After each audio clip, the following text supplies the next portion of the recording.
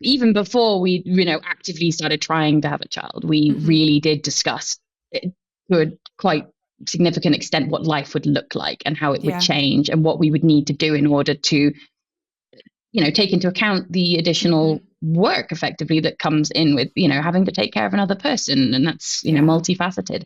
So it was a lot of conversation on that. And that, I think that is something that really gave me the confidence to do this. I mean, if there are single moments, it would be from, my husband and one of my friends who kind of gave me that kind of thing. Okay, I can do this. I'm Keltie McGuire, and you're listening to the Kids Are Childfree podcast. Hello and welcome to the Kids Are Childfree podcast. Today's guest is someone who is part of our Instagram community. And unlike most of you, this person is actually no longer on the fence, but was on the fence for quite some time. And she has shared with me on a few different occasions how much she appreciates the content that I'm creating and the work that I'm doing. And she always has really interesting weigh-in and perspectives on things as someone who was formerly on the fence and who has now decided to and has had a child. So I said to her, you know what, you should come on the podcast. You're always sharing such little valuable nuggets of wisdom with us here on Instagram. I'd love to hear more about your story and share it with our audience. So that is what we have done. Dr. Hayley Evers-King is a marine scientist who uses satellites to observe our oceans from space.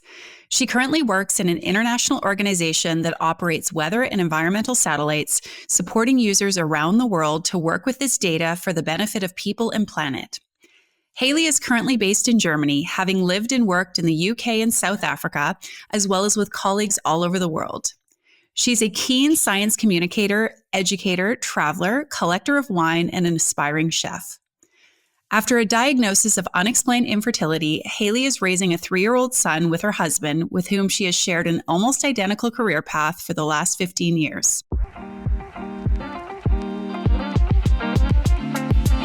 Hayley, I'm so glad you're here. This conversation, I feel like, has been in the works for some time because I know you've been a lovely, regular in the audience as far as like the online community, and yet you already have a child. You are no longer on the fence, and yet you were for quite some time.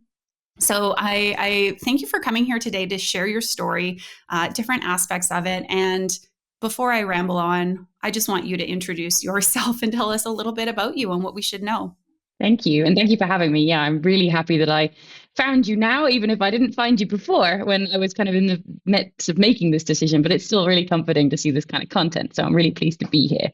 So about me, I'm Hayley, 37 years old, from the UK originally, now live in Germany, having lived in several other countries in my adult life as well.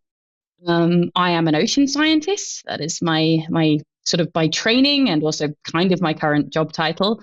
Although I currently work in a big international organization in the space sector. We operate satellites to look at the ocean, and that's how an ocean scientist ends up working in the space sector. I have a husband who also works in this sector. We have a 3-year-old son. And other than that, I love to cook. I love to travel. I love to read. I love to climb. I love to do charity things, be involved in community projects, all sorts of stuff. So busy lady, busy career, busy home life, and living away from where I was born. I guess that's the key things to know about me. Yeah, well, lots of interesting things that we can discuss there. And I'm guessing, aside from being a mom, you have a very robust life with, it sounds like, a career you really enjoy, where you're presumably operating at a pretty high level in your field. You've got lots of great hobbies. You've got this relationship. And so we'll talk about it today. This is like a little bit of a teaser, but I know sometimes when we have such a full, wonderful life, it can feel like something scary to think about, perhaps throwing that out of whack or balance, if you will. So, and I also, it's funny, we're from different corners of the world, but we both live in beautiful Germany. So hopefully we can also talk about the expat thing as well and what that's been like having and raising a child. So I am interested to know now, I know parts of your story, and you and I have caught up before. I know you spent some time on the fence about kids, but if we were to go back to like the beginning of time, of Hayley's time, did you think initially as like a girl or a young woman that you wanted to or not wanted to have children? I think initially, if I think as far back as I can think, whenever it crossed my mind, I didn't really think about it. I Mm-hmm. thought like, okay, then maybe that's something to think about in the future. And that's what people do. And I was very acutely aware of this idea that, people have kids. It's what people do, right? Seems like everybody does. But I think then quite quickly as I became I grew up, I became quite a tomboy, if you want, for a better world, like not a typically girly girl, very career driven, bit of a nerd, scientist, traveling. Like very quickly, that kind of morphed into a very default. Oh no, I'm not having kids. Like that. I think for a long time, that was my like default. Like I'm just clearly I've got too many other things going on. There's no way somebody like me has Yeah. kids, right? So I think for a long time, that was kind of the way it was. And then as I got a bit older, things changed. So Okay. So I'm curious, when did your husband enter the picture as far as like, were you, when you met, very definitively child free, or how did the two of you connect? We actually met when we were at university together. So we were doing a master's degree. So already not straight out of high school into university. I was doing my second degree and he'd actually come back. He's a little bit older than me, to start a new career. So it was a very intense course and we were both very career focused at the time. So I don't think that really, again, still at that point, like the idea of having kids was not really in either of our minds. Maybe more in his mind, I latterly discovered, but certainly not in my mind at the time. I mean, it was sort of early 20s and really focused on an academic career path and thought, that's, mind. And if anything, it's a no. If anybody asked me, it would have been a no. Yeah. Okay. So, I mean, you're busy living life and have other things in your mind. And it wasn't something that was like forefront of your mind at all. When did things start to shift from, if anything, a no to, okay, maybe? Yeah, I did a master's and then went and moved halfway across the world. I moved from the UK to South Africa, which was a massive adventure and absolutely fantastic with my husband. So we moved there together. Yeah. Well, he moved there first. I followed. Longer story, but still, we both ended up there studying PhDs.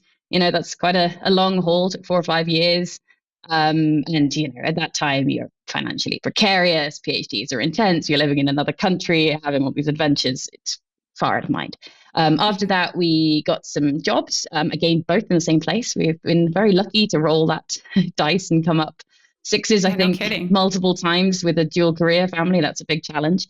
We moved back to the UK for some jobs there. And I think at that point we were like, okay, this is like a serious grown up phase of life.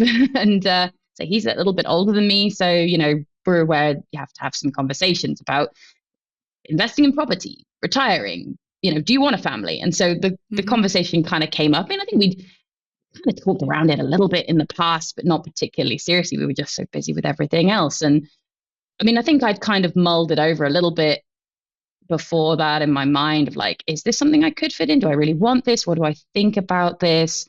And so we just started discussing it. And I did a bit of work on my own to kind of figure out like how I felt about it. Because I think for him, it was quite an easier decision, maybe. He was like, yeah, I could do this. He was pretty chill about it. I was like, okay, have you really thought about this? And we had lots of conversations and he had thought about it quite a lot as well. But for me, I had to grapple with a whole bunch of different things to kind of come to terms with whether I could, pull the pin, as it were, and consider going for this. And lots of different issues. It was a lot of internal kind of reflection, particularly. Yeah. And I know you've shared with me a few times, you mentioned earlier in our conversation that you wish there would have been support like this, or you would have known about kids or child free or this kind of work that I know other folks do. So like how did you navigate your way through that? What was the support that you were able to enlist? Yeah, I didn't really see anything. I don't remember seeing stuff. I remember it being like at the time, like there was a lot of support if you wanted to be child free. And I took quite a lot of strength from that because I thought, it's great to see people saying like, you don't have to just be a mum. Like you don't have to take this path. You can not. And I was like, oh, that's really good to see. But I don't remember seeing much of the, like, you're on the fence, like, or really thinking about this. And so I did sort of my own stuff internally. Like I had a diary and, I remember doing like a big spider diagram. I love doing like brainstorms, these kind of things, because, science nerds, these are the way we think. We spend a lot of time thinking. And, I'd written down kind of all the different things that were in my mind about this, like how it would affect my career, like the pressure from society, like the intrusiveness that other people would have on my life, because you kind of make this very internal part of yourself literally comes out into the world and you're tied to it. And so people have all these interests and I didn't really like that. And yeah, how it might affect my relationship with my husband, my ability to travel, my ability to move around the world, which I quite like doing. So I kind of worked through all those thoughts, and I had Yeah. some conversations with different people, but I did find it quite hard to find people to have the conversation with, because Mm-hmm. everybody has their own perspective, right? And it's usually based on what it is that they've decided. So either they're, child free, and then they're like, yeah, having kids would be terrible. You won't be able to travel, affect your career. Or they've got kids and they're like, kids are great. Because, it's really hard to say kids aren't great if you have them. I mean, Yeah, totally. yeah. So you become becomes a bit difficult. But I actually found like some of the best people I spoke to were some of my like fellow sort of career women who were in the same Mm-hmm. field who had kids. Like they were very honest about, the challenges and the good things, the bad things. Yeah. And also other people who'd struggled with having kids were also quite a Mm. useful. I had a good friend who'd gone through IVF treatment, and like they had different perspectives on it that were a little bit more muddled that I quite appreciated. And that really opened me Yeah. up to thinking, maybe this isn't a black or white issue. Maybe if, you're not 100% on it, doesn't mean you're also 100% no. There's an in the middle, and it's maybe okay to be like unsure and still go for it, or to be Yeah. unsure and still not. So yeah, that uncertainty was hard to work through, but finding people who'd understood and lived a little in that uncertainty was quite Yeah. helpful. Yeah, so important. And it's so hard to find people to have those honest conversations, but it's so refreshing when it happens, right? And Mm, as well as I do, like there's so many of these absolutes out there and in the online space. I'm sure you see it occasionally on my account, people being like, if it's not a hell yes, it's a no, and you have to be 100% certain. And like, as I always say on the podcast, I don't want to dismiss the like levity, I think is the word, like the importance of this decision and the impact of like, I am bringing a child into this world. It should be well thought out. But I also think it's important for people to question the idea if we can ever really be 100% certain about yeah, anything, because I think often when we are, that's an illusion, right? Like yeah. that's based on emotions, but that's not based on reality. We don't know what the future is going to hold. Yeah, So you don't really know what's going to happen. So this idea that anything can be 100% seems to me, I wouldn't want to call people naive. I mean, it's great if you have that level of like yeah. enthusiasm for your decision and you feel that comfortable with it. I mean, that Mm, must be really nice. But I think if you think about all the things that can come up, the mm-hmm. risks that you take, finances and your relationship with your partner, and, if something happens to the kid, I mean, there's all these things that mean Mm-hmm. that if you're not a little unsure about this decision, I think you're not really thinking it through fully. Yeah. That's for me, that felt very authentic to think about it in that Yeah. way. Absolutely. How long would you say you were really in like the throes of indecision then? What was that like? Probably not that long. I would say probably in Mm, the order of a few months, okay. Yeah. because I mean, my husband and I are quite intense people. I think, we do a lot with our Yeah. lives. We're quite ambitious. Maybe these are the ways our friends would describe us. Yeah, I don't think we'd let a decision sit. We're like, no, we're going to figure this out. Yeah. So we did. Yeah. Well, and I appreciate you mentioning that because, even myself, I often talk about like, oh, my 10-year long decision journey. I want to be honest that like when it came down to really being like, okay, now is time. This decision isn't magically going to show up. I've got to figure this out.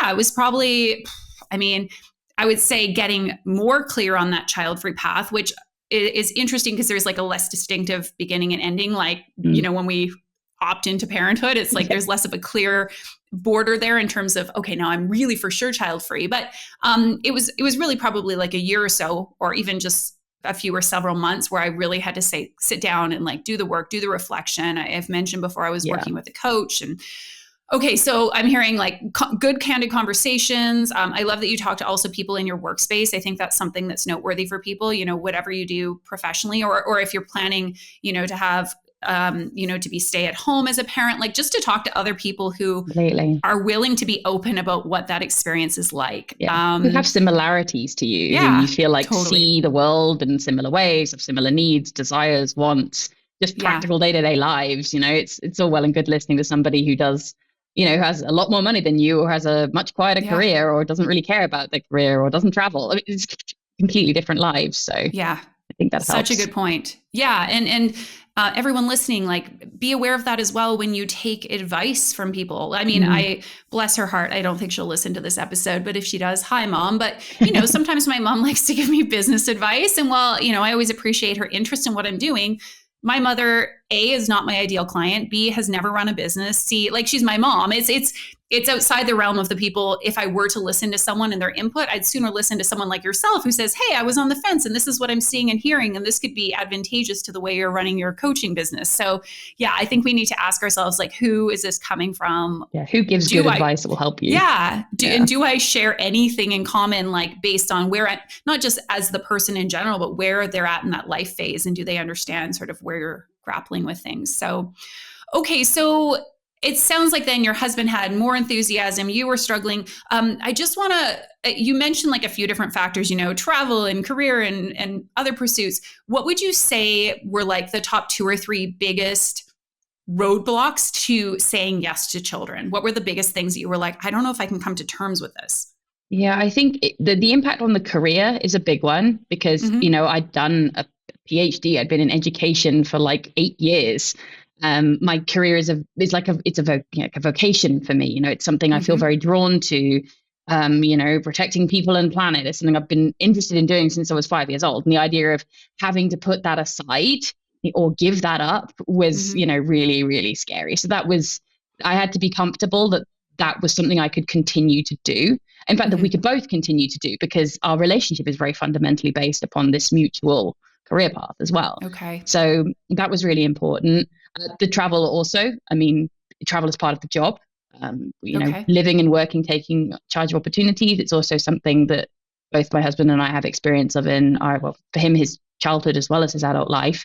So, you think, is it like, can I travel with kids? Is it fair to uproot a kid and move them to different countries? Could we cope with that? That kind of thing. I would say those were kind of the core 2, and the general then impact of all of that on your sense of identity and stress levels, both of which, if you don't have those 2 things in hand, I think your life becomes not what you want it to be. And I don't think any of us want that. Yeah, absolutely.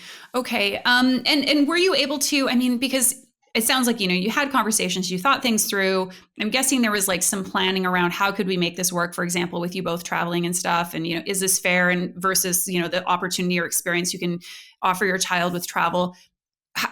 Were you able to come to like clear conclusions, or was it sort of like how did you get that confidence that you could contend with those factors moving forward?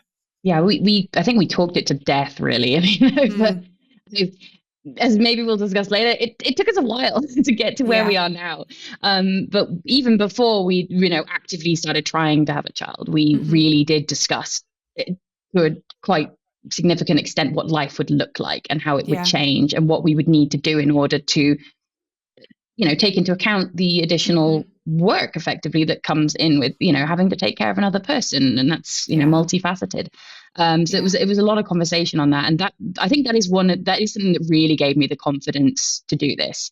If there are single moments, it would be from, my husband and one of my friends who kind of gave me that kind of thing. Okay, I can do this. And particularly in this case, my husband, because he just, when I listened to the way he saw it planning out, it was completely counter to all the fears I had. He was like, well, I'm happy to take parental leave and we could do this and I could take part-time and, we could figure this out with nursery. And if we're here, then you've got your mum, or if we take that kind of job and that kind of career path, we'd have this kind of support. And so, maybe if, you do this and I'm doing that, we could adjust this way. Like he really had thought about it. He's like a logistics whiz, our entire life is as rich and full as it is because he's good at this. And it's something I've learned from him in a lot of ways. So okay. I have so many more questions for you. Okay. It's always, for listeners, like it's a miracle these conversations aren't 4 hours long. I'm already like, oh no, watching the clock. I want to talk to Hayley forever. Okay. Just brief thing. And we'll probably talk about your husband a little bit more as the conversation evolves, but I just want to point out to people, first of all, these conversations so important. And I am sometimes a bit shocked to hear how little willingness there often is from a person's partner to engage in this decision and to also be really specific and clear about how this will play out specifically in the case of having kids.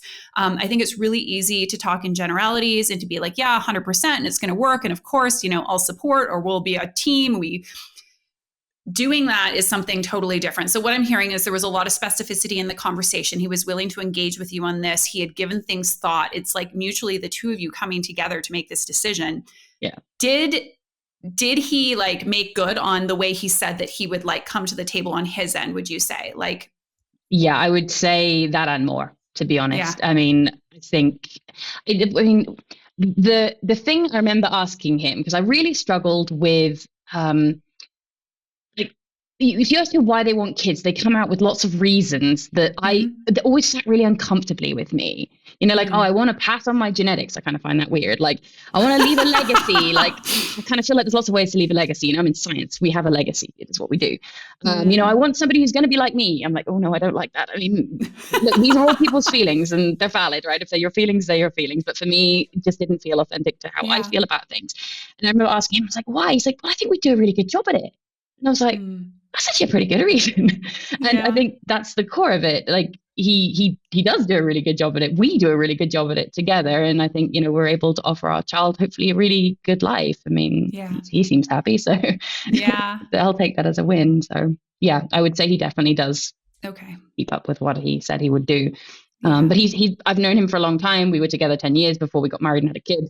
So I had the evidence as well that this is the kind of way he was, Totally. And I think that's important, right? If we have a partner that, there's a lot of talk, but not that much action, it's easy to feel like it'll be different this time. I always tell people, like, we got to go. Yeah, you agree.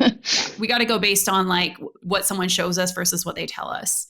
Yeah. And if somebody's showing you that they're not willing to, be a partner with you in things, then that's something that needs to be addressed and worked on. I'm not saying like leave your partner, maybe, but that's something that needs to be explored, I think, fully before stepping forward. Yeah. I mean, I think you have to be, to a degree, sure you could do it without them, because who knows what happens. Yeah. Good point. I have very good friends who've decided to go solo on the parenting journey on their own. And like, I think that's incredible for them. And they're doing a great job at it.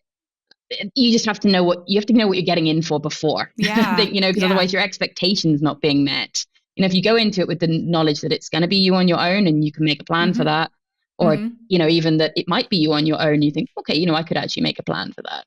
Yeah. But also like going into it for me, knowing that my husband was the way he was and that we had very shared vision for what we wanted the rest of our lives to look like was a comfort. Can't ameliorate yourself from all risk, but we gave ourselves the best shot, I think, going in. Yeah. Yeah. Okay. You sort of set up another question I have really well, which was, I talked about what are the things that were standing in your way and keeping you stuck in this sort of indecision, but and you mentioned there maybe were a couple of things that tipped the balance, but when you mentioned the why, you talk about why we wanted to have a child, we think we do a really great job of it.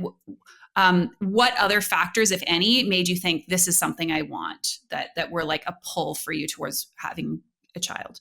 Yeah, I think it was a sort of thought of like, was this a life experience I wanted to have? I think sometimes the decision gets a little bit trivialized, like, oh, having kids is hard and therefore you shouldn't do it, or it's not something worth doing. And I thought, well, there's actually lots of things I've done in my life that are hard, but are really satisfying. And I've learned a lot from them, and really, sort of, it's that it's a type 2 fun type thing. I've run a half marathon, I've done a PhD. These are not objectively fun things to do, right? But they're some of my best life experiences. And so that was another thing. I was like, oh, this is something that I can take a lot of depth and life experience from, even if it's not sunshine and rainbows every time. So that was another thing kind of appealed.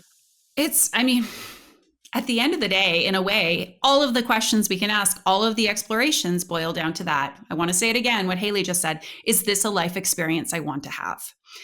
And I totally agree with you. I've said it so many times. It comes up a lot in my coaching work that I do, is like, just because something's hard doesn't mean it's not worthwhile. I similar to yourself. Yes, I've chosen not to have children because the way I sort of articulate it, maybe it's not my kind of hard, but there are other things that are my kind of hard, that for other people, it's like, I don't know. I was telling someone, do you know what ski touring is? So no. Okay. Well, you basically ski up the hill with like skins under your skis. Okay. This well, that sounds horrible to me. Yeah. Why would you ski up a hill? Right. Like, okay. So it's like hiking with skis on, and then you get one run going down. That's it. Type 2 fun's a good way of putting it. Like, is this your kind of type 2 fun? And of course, I think we have to look at ourselves and what we enjoy, and even look at the hard things that I don't want to say find perverse pleasure in, but almost, right? Like there's this kind of like, I'm good at that. I enjoy that. This tests me in a way that allows me to rise to the occasion. And for some people, it's like, that's not what they want, and that's okay. But like, I love learning. I love teaching. This is part of, my life has been learning and teaching. If I'm not in education, I've been partly at least educating other people, and like children are just the perfect opportunity to learn new things and teach somebody something new, like every single day and every moment. And that's been really, really rewarding for me. Which is something I didn't really connect with that until I was like, oh my gosh, I am learning so much. You learn a bit of child psychology and like physiology and all about medicine and like, how to interact with other people and how to manage your own emotions. All of this. It's been a lot that I've learned, and I've really enjoyed that part of parenting so far. I appreciate you saying that. It's not something I've heard a ton. I think people talk about the growth they experience through parenting, but having kids is, I think we learn so much about ourselves. We learn about the world. We see things through their eyes. We learn about children. So if you're listening right now and hearing Hayley describe this, I think it's great to check in with yourself. If you're someone who likes learning and teaching and having that kind of experience, maybe having kids could be an interesting path for you in that sense. All right, I have created something new for you. And let me tell you, if I was still on the fence about kids, I would be whipping out my credit card so fast right now in order to purchase what I'm about to share with you. I've created what I'm calling the Kids or Child-Free Support Series. And what this is a 6-month-long series of monthly recurring events, or occurring events, I should say, different topics each month that are going to help you tackle aspects of your decision that are keeping you stuck. The great thing about this series is I've kept the price super affordable. So each of these sessions is $45. And yes, you can pick and choose. You don't have to attend the whole series, but you can drop in and check out the events that relate best to where you're struggling. That said, if you want to take advantage of the whole series, I have what is called the All Access Pass.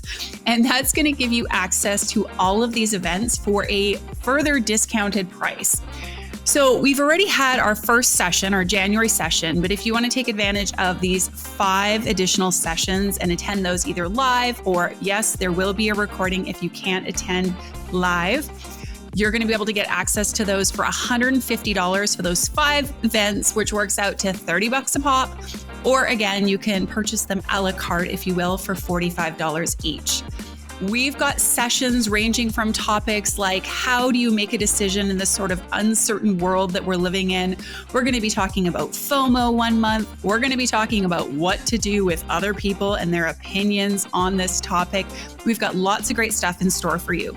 And over and above these sessions, I have also created a dedicated Slack community where when you buy tickets to one or more of the events, or when you purchase your All Access Pass, you're going to get access to this Slack community where we're going to be having ongoing conversation and discussion about the different aspects of this decision that have got you feeling stuck. I'm going to be sharing different resources with you. It's going to be a private space where we can really discuss and get into this kids or child-free choice. So again, that is the Kids or Child-Free Support Series.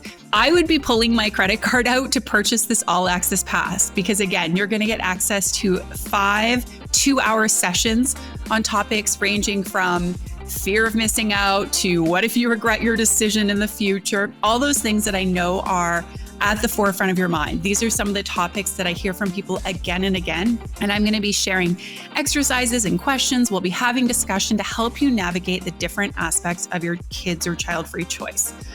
Okay, I will include the link with the details in the show notes of today's episode where you can get your All Access Pass or you can get tickets for upcoming events. I will mention the All Access Pass is only going to be available until mid-February when we have our second support series event. And after that, you can continue to purchase tickets on an ad hoc basis as you wish to attend them. All right, back to the show.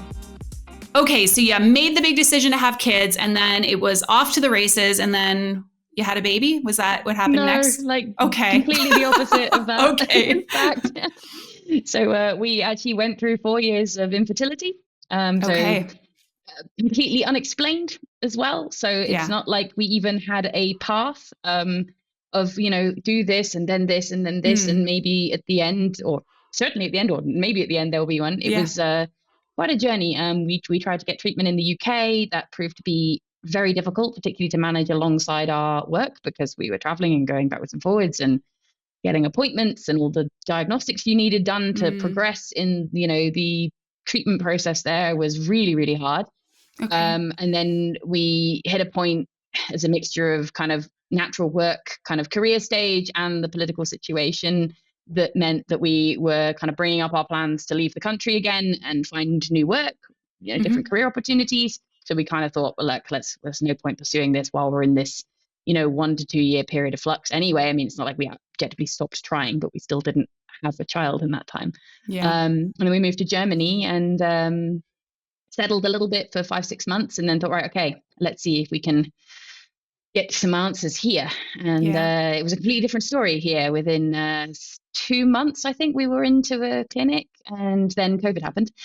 So we were out of the clinic Oh my again. gosh. And we didn't know when the clinics were going to reopen. So we thought, oh my God, we're staring down the barrel of this pandemic. And, Mm-hmm. by this point, maybe there's just no possibility to even have a child. Who knows if we're stuck in this pandemic for 4 or 5 years and we can't do this. Yeah. But we weren't. So we were back in within a couple of months. And first round, we got our little one. So we were quite lucky in that Go sense. Germany.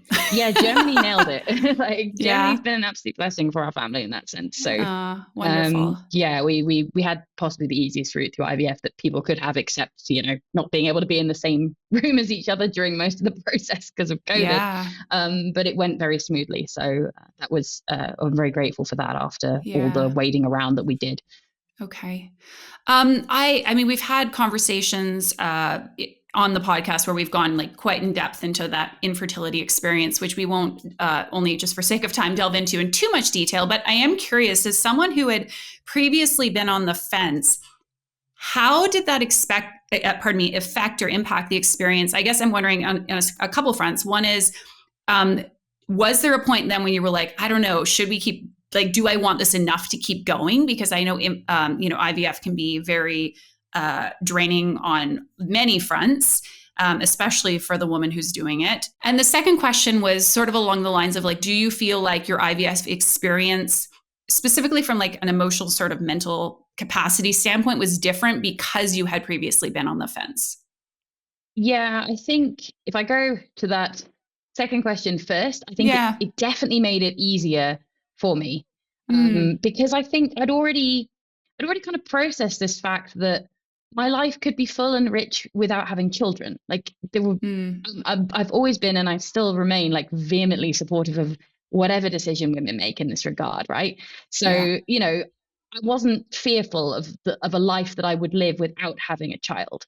So Mm. in some senses, it was like, all right, look, we'll do what we can, and if it doesn't work out, we have so many other things. And I have Yeah. friends who've gone through it and it didn't work out. And I've seen that they've blossomed in the rest of their lives after that too. So that it didn't really, I think it did help. And I don't think it really bothered me. It was Okay. a stressful experience because Sure. physically it's not particularly comfortable and nice. It's very invasive, but the outcome didn't at that point anyway bother me. I think if it had continued on for a long time, then I may have thought, is this worth it at some point? I mean, we had actually, funnily enough, discussed whether, infertility was if it became a problem for us, or whether if adoption was on the table really at the beginning when we discussed the idea of having kids, because I think it's a sensible thing to do. It's like, okay, if you've made this decision, think about all the permutations and all the other things that might come up, because then you could be on a different page. If one of you doesn't want to do the IVF and the other one does, it's kind of, so that's a hard thing to navigate. So we kind of decided to navigate a lot of this early on, as hypotheticals when we were discussing whether we'd have kids or not, which I think was a real help, because it wasn't a hard thing to then just be like, okay, we're going to do this. Because it didn't take that long. I don't think it did affect us. But interestingly, I think it did certainly affect me. I think now when it comes to the question of would we have another one, Our Okay. son is 3 now. This is, it's been the obvious time when we would have had another one probably last year, and neither of us are getting any younger. So, the door is pretty much closing now for whether we would have Mm, another one. And I think the impact longer term of that infertility and the IVF has just made me think, kind of done with that phase of my life of sitting in that much uncertainty for that long. yeah. That does take its toll, regardless Hmm. of, how you feel, I think, about the outcome. It's a lot of uncertainty, and that's Yeah. hard. Yeah. I want to talk a little bit about like mental health, because I know this is Mhm. something you and I've chatted about before, and it's something that figures into a lot of people's decision, or certainly their indecisiveness, if they have grappled with, depression, anxiety, any form of mental sort of emotional health challenges, which frankly in today's world most of us have at some Yeah. point. Can you speak to it? We haven't spoken really in depth about it at all.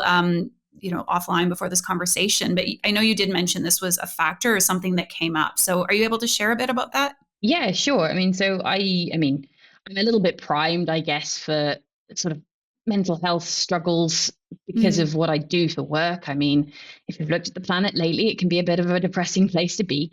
hmm I'm very involved in that kind of thing. It's always weighed quite heavily on me, but I did hit quite a bad period of depression not long after I'd moved back from the UK, back to the UK after my PhD. It was multiple contributing factors that caused it, as well as, sometimes it's just bad luck brain chemistry. So hmm I had the experience of depression, being medicated for it, going through therapy, hmm kind of coinciding with sort of burnout at work, high level of anxiety, real mix of like nasty Yeah. mental health problems. But I think something that a lot of people experience in their working life Yeah. for sure. So I'd had that experience, and I was worried that, the having a kid does tend to make you more likely to suffer. Postpartum depression, all of these kind of hmm things, and there's a lot less space in your day and time and hmm energy allowance in general Yeah. to manage these things when you have a small person who's dependent on you. So I was quite worried about that.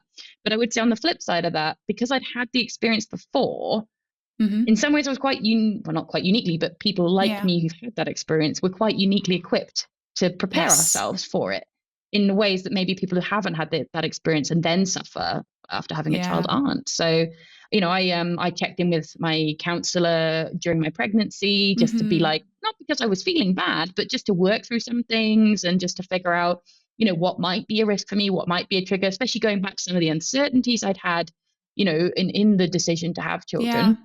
And that was really good.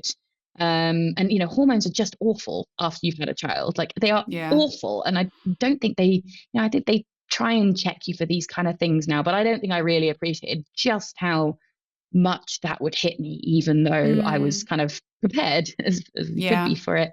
It's Yeah. like a cloud, and then some days it just lifts and you're like, oh God, have I been under that cloud this whole time? Yeah. And it's really hard to tell when you're in it, which is a common experience, I think, with particularly depression. So Yeah. yeah, I wouldn't say, you know yourself well, you know how your mental health is. If I was to hmm offer advice to other people, but don't feel like it's a 100% black white thing necessarily. And if you Yeah. can manage your mental health, you can probably find a way to manage it going forward, or Yeah. you have an option probably too.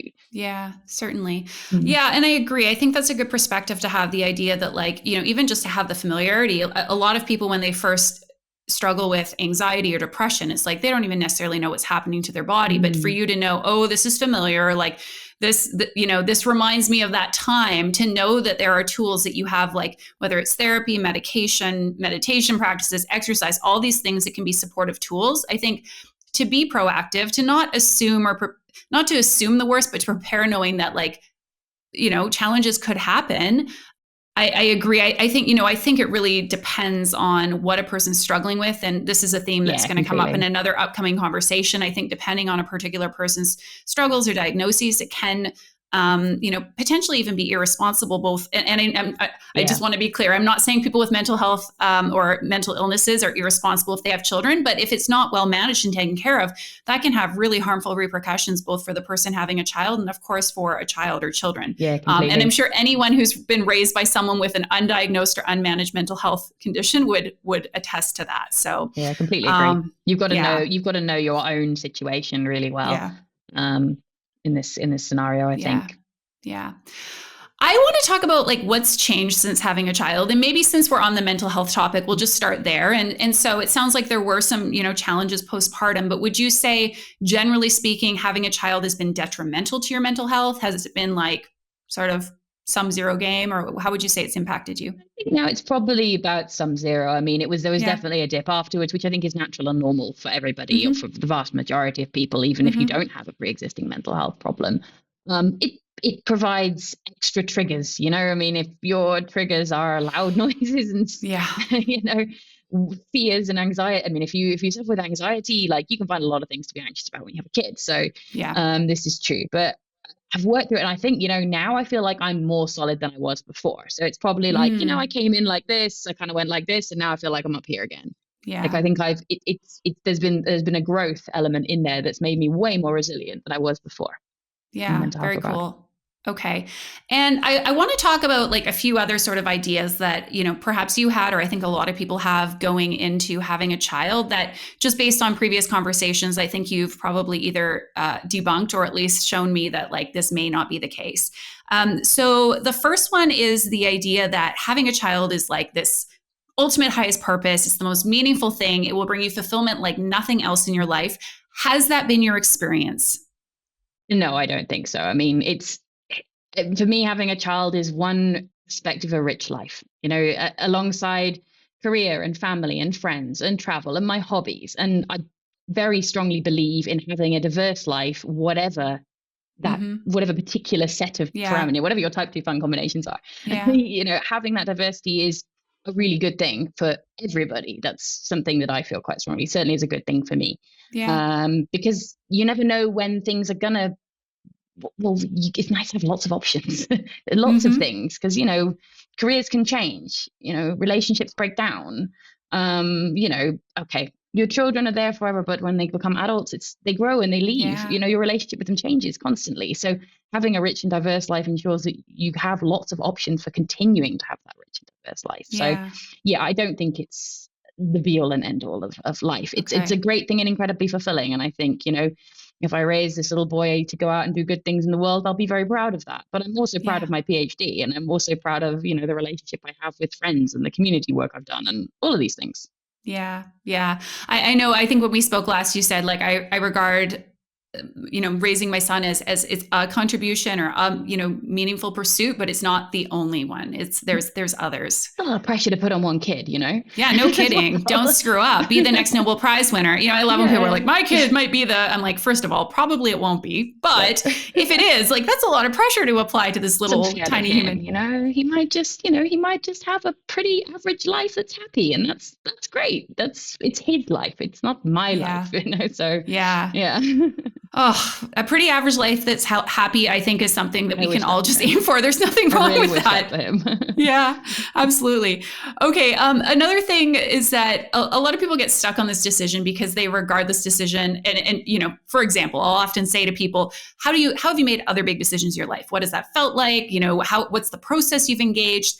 And even if they can tell me those things, what it always comes down to is this is different than every other decision, which I think certainly has some truth. But there's this idea that this is the ultimate life-changing sort of like you're on the precipice and life will now go one way or the other decision. And again, you've shared that maybe that's not totally the case. So what's your Yeah, experience been?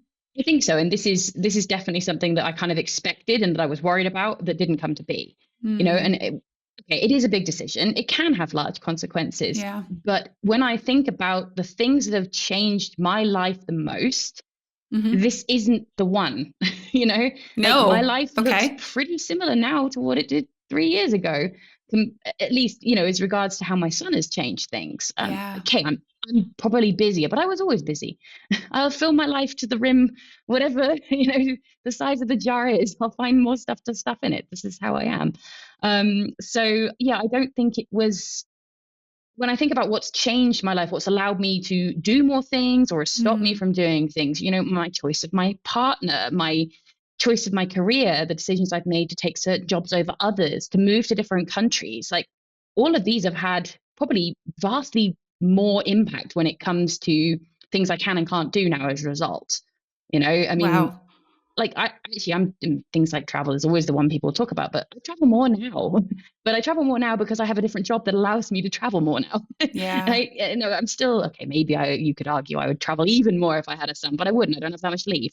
So, Yeah. there's also limitations on your life that are imposed by all sorts of things, not just children. So, Yeah. I think there's a lot more flexibility in life than sometimes people realize when they're making this decision. Certainly, I thought, oh, this is gonna like make everything this way, and Yeah. it's not really been like that. I mean, he's maybe he's an easy kid. He is an easy kid. But and people do have challenges, and maybe, with a different dice roll, it would have been Yeah. different for me too. But it hasn't ended up that way. And I think it's Yeah. nice sometimes for people to hear that. Oh, it's so refreshing. And I just know people are going to love this conversation that we're having so much. I hope you'll reach out to me or Hayley. And these are the sorts of things I think we need to hear, because there's certain narratives that are so pervasive. I do think they have some truth sometimes for some people. Yeah. But I mean, just something else I want to add on to what you just said, because I remember now when we spoke, you said this is like, yes, this is like this big choice, but it's also a single choice followed by you said there's many further choices along this decision path. So can you shed some light on that? Like what you mean by that? Yeah. I mean, you choose what you do on day-to-day basis, right? And over months and years, you choose where you live, you choose the type of lifestyle, you choose whether you have a car, you don't have a car, whether you go on holidays on trains, whether you go far, whether you stay near, whether you camp, the types of friends you have, like all of these have an influence on how life looks as a whole thing, and it all plays into it. I think the only things I can really think of that I can no longer genuinely do with a child is probably just go out late night on a whim and like rave and drink till like 6 a.m. because it's going to suck the next day. Like really, it's going to suck the next day. Yeah. At least while he's 3, by the time he's like 16, maybe it's all right. The two of you can go. So I can do it if his dad's home. So I just have to be a little bit more planned. I could do it with a bit more planning. Yeah. You can't be quite as spontaneous, but you can still get like so much of what you usually want to do done with just a bit of planning. And I know my husband always jokes. He's like, oh, people say this, but those people weren't doing anything before anyways. Like if you're the sort of person who was doing things with your life, you'll figure out a way to continue to do things with your life. So, and then you have this kid to do the fun things with too, right? Yeah. So like my kid is super into travel now, which is wonderful. And he's a great little traveler. He gets compliments wherever he goes with his little backpack, and he like charms all the stewardesses. And he like reels off this list of places he's been. And then, he gets home, he's like, Mummy, now where's the next adventure? Where are we going to? So you also get to share this love of your passions with a child. I mean, if he decides he doesn't want to travel, okay, fine. That isn't going to be as positive a thing. But, I think they, especially when they're little, they pull this enthusiasm from you. He loves cooking. He loves food. These are all things that are important to me. He's interested in space, in animals. Like we watched David Attenborough together. All these kind of things that I now get to share with, another person, which is kind of the joy of life, really. Totally. It sounds very enriching. And I can't thank you enough for sharing a different perspective and also a wonderful model of having a child. So, I mean, not to say this wouldn't be the case if you had more children, but having a single child, and we've talked about this, and I know, Merle Barderi from the Baby Decision had talked about sort of the argument or case for a single child. I do think there can be sometimes more ease with that. You make a really good case for having a very strong shared communicative partnership, that you have a very rich life outside of your child, which you had before, which I think if we feel like our life is lacking before having a kid, it's going to be really hard to then build those things, and not impossible, but more challenging. It is challenging. And I had to laugh, but it's so true. I think what you say is that like a lot of people, they didn't have stuff going on before they have kids. So why would, they're feeling like there's not much going on now aside from raising kids, which I can also see how there's an appeal or draw for people if there's maybe not as much happening. But a rich life then will be a rich life now. So completely. I mean, you've got to know, I think, what you've got to give into your life, what energy you've got, what time you've got, like how much effort you can put into building the life you want. And then, you arrange the pieces that in the way that they suit you. I mean, I think there's some people who think I'm mad for doing the type of career I do. They think that there's no way I would do that. I mean, I also think there's people who are mad who go ski cross, we were talking about earlier, you wouldn't have the energy for that, or you'd only have the energy to do this part-time, or to have one kid, or only to have two, or everybody has these different combinations in the way they can structure things, Yeah. and you have to figure that out, I think, uniquely to you, without other people like making that decision for you. And this was one of the really, alongside what I said earlier about my husband, what he said to me about why he wanted kids. Another thing a friend of mine said to me, because I was saying I didn't like the way that society pressures us to have kids and the expectations that comes with it being a woman. I really hated that. And she said, yeah, but if you're also making them, they're also making that decision for you if you let them take it away from you, right? If the way they act means that you decide not to have kids, they're still influencing your decision. So make it yourself, like for you and what your life should be like, not for what everybody else says it should be. So yeah, good advice. All right. Before we wrap up, Hayley, I have 5 rapid fire questions. And it's funny. I had said maybe we'll change them for season 4, but then I realized I'd already recorded. So next season, maybe we'll have a whole new batch. But in the interim, or in the meantime, here we go. The first 2 are rapid fire questions, or pardon me, they're all rapid fire-ish. But the first 2 are finish this sentence. So the first one is being a mom is? Great. Being a mom is not? Easy. What is one tool or resource that you think would help people with this decision? A really good partner. Yeah. Wow. What is one thing that you would like child-free folks to know? We have more in common than you think. Absolutely. And if you could give one piece of advice to someone who's currently on the fence about whether or not to have kids, what would that piece of advice be? Oh gosh, that's a tough one. Know what you want from your life. Don't let anybody else make the decision for you. Such good advice. And you know what? It's always funny wrapping up with this one piece of advice, because you, like so many of my guests, have shared so many invaluable insights and advice. We could just mine this whole episode for input. So thank you, Hayley. I know I'm not sure if people want to connect, if they have feedback, if they have a question, if they're like, oh, cool, I want to share that I loved your story. Where can they find you? If that's an open invitation, if that's pretty okay. much anywhere. If you Google me, I think I'm the only Hayley Evers-King there is. If there's another one out there, please get in touch. I'm actually not Evers-King. I'm actually Evers Loveday, but that's another story. In science, you find me as Evers-King. So you'll find me on most kind of platforms and stuff. I'm on LinkedIn, I'm on Instagram. So you can always reach out to me there. I'd be always very happy to talk to anybody who's struggling with this decision in a completely like judgment-free way. I really think it's great to talk to people who are uncertain about things, and I would happily, honestly share all my uncertainties that I experienced with you. So wonderful. Okay. Well, thank you so much. We will include those couple links in the show notes of today's episode to her social handles so you can find her. Thanks for coming on, Hayley. I really am so glad we had this conversation. I have to say, I already, based on the pre-conversation we had for today's episode, was sharing insights from you inside my coaching group, because I just think you had so many great things to share. So I know this conversation will help even more people. It's been a real pleasure to talk to you about this. It's nice to share the story. It was such a thing that was in my own head for so long, and now I feel much more comfortable sharing it now that it's kind of resolved in a way that feels like a complete story. So thank you. That concludes another episode of the Kids or Child Free podcast. Thank you so much for tuning in for today's conversation. Now, if you have not already done so, first of all, I want you to give us a follow over on Instagram. Our handle is @KidsOrChildFree. Otherwise, I will link to that in the show notes. And what I would love for you to do is to slide on into my DMs and let me know, who would you like to hear on the podcast as an upcoming guest? This can either be someone in particular that you would love for me to have a conversation with, or maybe it's a certain type of guest. There's somebody in particular that you are wanting to hear from, whether that be, hey, Keltie, I want to hear from somebody who had kids later in life, or I want to hear from somebody who specializes in childhood trauma, or whatever it may be. Let me know who you want to hear from, who would be an ideal guest, and I will do my very best to get them onto the podcast for a future episode.